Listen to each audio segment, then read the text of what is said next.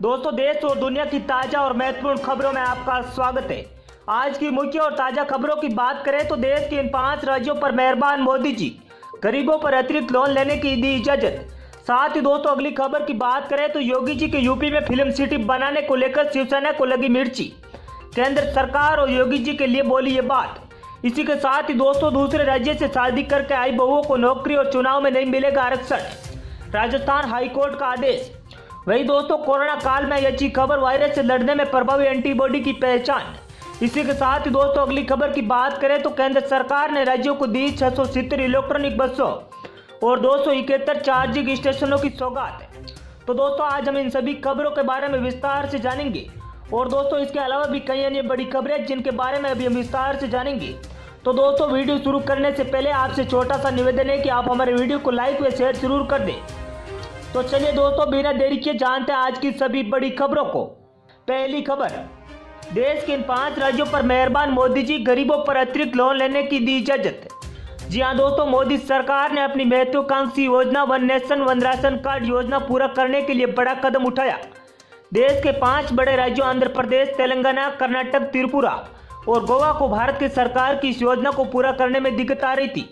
ये 5 राज्य पैसे के अभाव में इस योजना को समय से पूरा करने में पिछड़ने लगे थे। मोदी सरकार ने अब इन 5 राज्यों को समय पर योजना पूरा करने के लिए अतिरिक्त कर्ज लेने की इजाजत दे दी।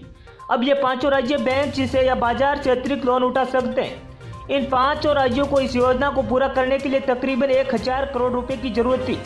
तो चलिए दोस्तों, जानते हैं अगली खबर।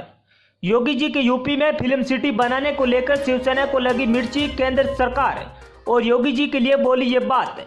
जी हां दोस्तों, अभिनेता सुशांत सिंह राजपूत की मौत के बाद बॉलीवुड में हलचल के बीच उत्तर प्रदेश के मुख्यमंत्री योगी आदित्यनाथ ने नोएडा में फिल्म सिटी बनाने का ऐलान किया। योगी जी के इस निर्णय का शिवसेना ने स्वागत किया, लेकिन तंज कसा कि फिल्म सिटी बनाना तो इतना आसान है, लेकिन इसे चलाना अत्यंत मुश्किल है। शुक्रवार को सामना नए मायानगरी शीर्षक के तहत संपादकीय में लिखा गया कि यूपी में यमुना प्राधिकरण क्षेत्र में कम से कम 1000 एकड़ में फिल्म सिटी बनाई जाएगी। मुख्यमंत्री योगी जी ने कहा कि ये फिल्म सिटी अंतर्राष्ट्रीय सलाहकारों के मार्गदर्शन में बनाई जाएगी। शिवसेना ने योगी सरकार के साथ ही केंद्र सरकार पर भी निशाना साधा।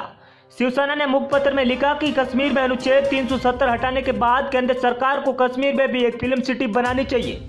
एक समय ऐसा था जब हमारा सिनेमा जगत शूटिंग के लिए कश्मीर, शिमला, मनाली, शिलांग जैसे क्षेत्रों में जाता था, इसलिए कश्मीर में भी फिल्म सिटी बनाई जा सकती है।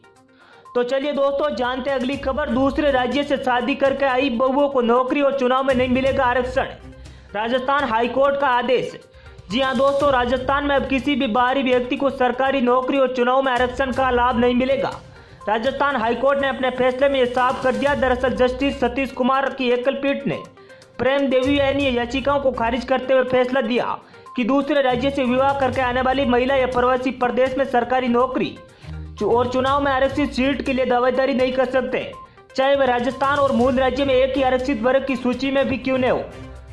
कोर्ट ने निर्देश दिए कि आरक्षित वर्ग के प्रवासियों को अन्य सरकारी लाभ के लिए प्रमाण पत्र जारी हो सकते हैं, लेकिन संबंधित विभाग इन प्रमाण पत्रों पर यह स्पष्ट अंकित करेगा कि यह प्रमाण पत्र सरकारी नौकरी या चुनाव लड़ने के लिए मान्य नहीं होगा।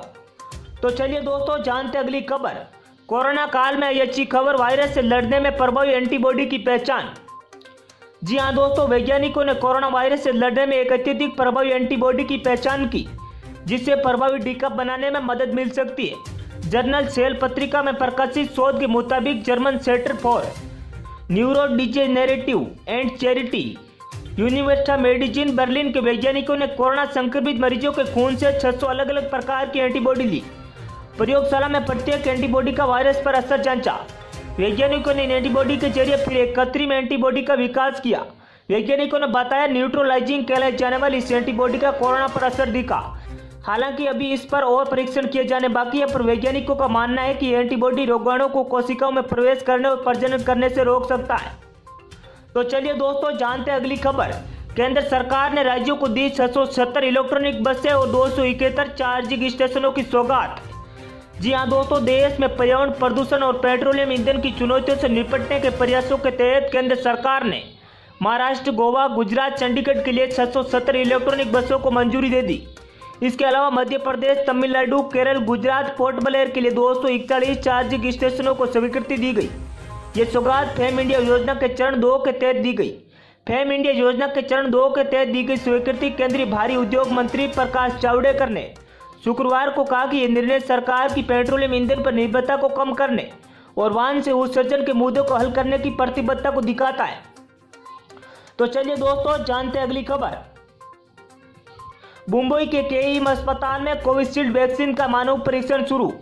जी हां दोस्तों, मुंबई के किंग एडवर्ड मेमोरियल हॉस्पिटल में कोरोना वैक्सीन कोविशील्ड का मानव परीक्षण शुरू हो गया। अस्पताल के डीन हेमंत देशमुख ने कहा कि शनिवार को 3 लोगों पर वैक्सीन का मानव परीक्षण किया जाएगा। वैक्सीन के मानव परीक्षण की प्रक्रिया शुरू हो गई। उन्होंने कहा कि हम अब तक 13 लोगों की स्क्रीनिंग कर चुके हैं। इनमें से 10 लोगों की स्क्रीनिंग शुक्रवार को पूरी की।